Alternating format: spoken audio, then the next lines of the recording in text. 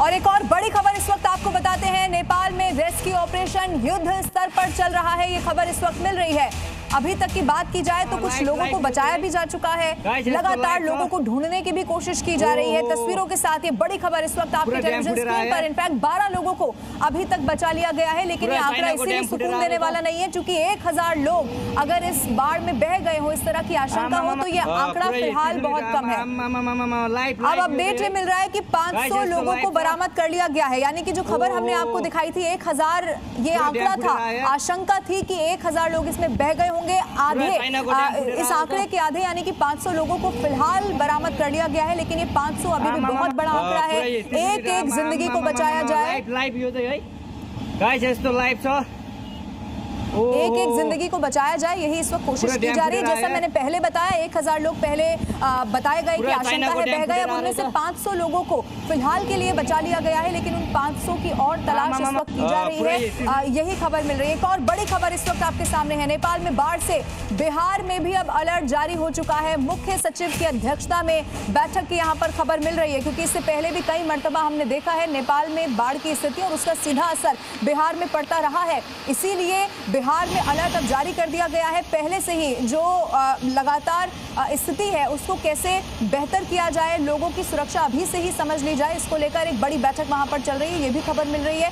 तिब्बत में ग्लेशियर फटा। अब देखिए, अब खबर ये मिल रही है कि ये जो बाढ़ की स्थिति इस वक्त वहां पर बनी हुई है, 7 शव को बरामद कर लिया गया है। नेपाल में इस वक्त जबरदस्त त्रासदी हो रही है और 7 शव फिलहाल बरामद कर लिए गए हैं, यानी कि लोगों को नुकसान भी पहुंच रहा है। ये सीधा रुख करते हैं। इस वक्त प्रशांत झा हमारे सहयोगी लाइव हमारे साथ मौजूद हैं।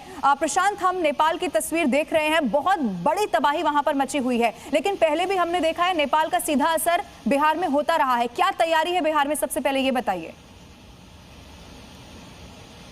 देखिए, बिहार जो ये पानी आता है, सबसे पहले इसका 2 सेंटर होता है। पहला होता है त्रिशूली नदी, जो त्रिशूली नदी सीधे बहते हुए बिहार के बगहा पर, जहाँ यहाँ पर डैम बना हुआ है, वहाँ तक ये पानी आता है। और उसके बाद ये गोपालगंज से होते हुए बिहार में इंटर करता है और बिहार के लगभग 8 जिलों को पूरी तरह से तबाही के मंजर में झोंक देता है। आपको मैं बता दूं कि ये जो घटना हुई है ये तिब्बत में ग्लेशियर फटा, आपने बता ही दिया है, लेकिन जो रसुआगरी है, रसुआगरी जो इलाके हैं वो नेपाल और चाइना के बॉर्डर हैं। वहाँ पर जो बॉर्डर पर तैनात था, जो ऑफिसेस थे, वो सब कुछ तबाह हो गया है। और नेपाल पुलिस अपने जो वहाँ पर उनके तैनात थे पुलिसकर्मी, उनकी खोज भी कर रही है, क्योंकि 41 पुलिसकर्मियों के, जिसमें 9 पुलिसकर्मी हैं और बाकी के वहाँ जो सुरक्षा बल हैं उनको वो लापता हैं। अभी तक उनका कोई ट्रेस नहीं मिल पाया है।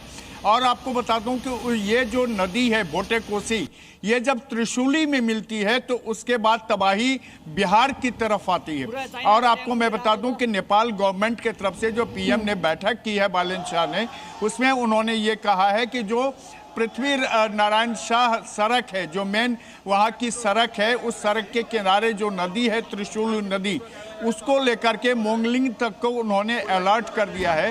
और मोंगलिंग के बाद जब ये हिटौडा पहुँचती है नदी, उसके बाद यहाँ बिहार में इंटर होता है। और बिहार में जब इंटर होगा तो इसके लिए जो डैम बना हुआ है वाल्मीकि नगर डैम के नाम से जिसको हम लोग जानते हैं, वो डैम लगभग वो खतरे के निशान से ऊपर हो जाता है। और उसको बचाने के लिए बिहार सरकार ने एक बैठक भी की है और तमाम अधिकारियों को सचेत किया है और कहा है कि पहले से ही जो एम्बैंकमेंट के इलाके के लोग हैं उनको अनाउंस करके उनको अपने इलाके से छोड़ करके और जो ऊपरी जगह है वहां जाने का कहा गया है। और ये कोशिश ये भी हो रही है कि लोगों से अपील तो की जा रही है, लेकिन लोगों को सुरक्षित जगहों पर पहुंचाया भी जा रहा है। प्रशांत, आप बने रहिएगा, लौटेंगे आपके पास। लेकिन एक और बड़ी खबर है, नेपाल का यही वो इलाका रसुआ जहां से जुड़ी हुई एक खबर है। अभी तक 41 सुरक्षा कर्मी भी अब लापता हो गए हैं। नेपाल पुलिस के 32 जवान लापता हैं, जिन पर जिम्मेदारी थी लोगों को बचाने की, उनके खुद के लापता होने की इस वक्त खबर मिल रही है।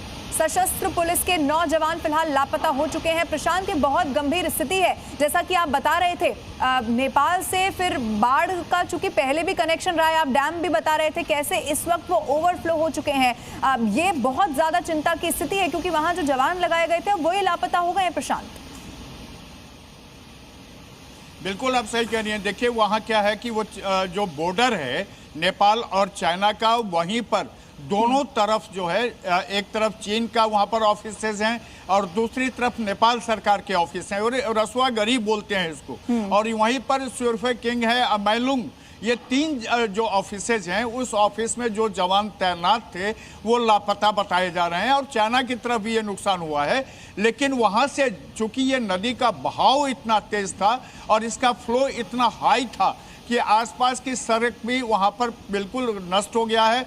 हालांकि नेपाल पुलिस के जो आर्मी चीफ हैं, जो नेपाल के पुलिस चीफ हैं, लगातार वहां पर अपने रेस्क्यू ऑपरेशन चला रहे हैं। वहां 16 हेलीकॉप्टर लगाए गए हैं और जितने भी निजी हेलीकॉप्टर कंपनियां हैं सबको कहा गया है कि वो वहां पर अपना ऑपरेशन चलाए। इसके अलावा जो प्रधानमंत्री ने जो अभी आकस्मिक बैठक की है, उस बैठक में ये कहा गया है कि ये दुख की घड़ी है, दुखदायी घटना है, और ऐसे में जितने भी जो सामाजिक संजाल के और इसीलिए बिहार में अभी से तैयारी शुरू भी हो चुकी है। प्रशांत, उस पर आप नजर बनाकर रखिएगा। फिलहाल शुक्रिया हमारे साथ जुड़ने के लिए।